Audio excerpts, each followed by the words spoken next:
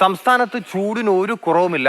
വരും ദിവസങ്ങളിലും ചൂട് കൂടുമെന്നാണ് കാലാവസ്ഥാ നിരീക്ഷണ കേന്ദ്രത്തിന്റെ കണക്കുകളിൽ പറയുന്നത്. 10 ജില്ലകളിലാണ് നിലവിൽ മഞ്ഞ അലർട്ട് നൽകിയിരിക്കുന്നത്. അതായത് സാധാരണ ലഭിക്കേണ്ട താപനിലയേക്കാൾ 2 മുതൽ 4 ഡിഗ്രി സെൽഷ്യസ് വരെ താപനില ഉയർന്നേക്കും.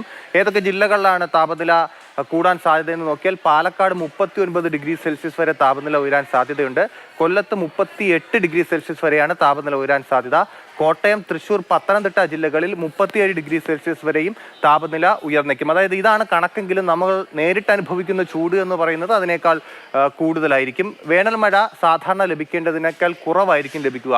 അതായത് ഈ ചൂട് സമയത്ത് നമുക്ക് ആശ്വാസമാകേണ്ടത് വേനൽ മഴയായിരുന്നു. പക്ഷേ സാധാരണ ലഭിക്കേണ്ട വേനൽ മഴയേക്കാൾ കുറവായിരിക്കും മഴയിൽ ലഭ്യമാകുക എന്നും കാലാവസ്ഥാ നിരീക്ഷണ കേന്ദ്രത്തിന്റെ അറിയിപ്പിൽ പറയുന്നുണ്ട്.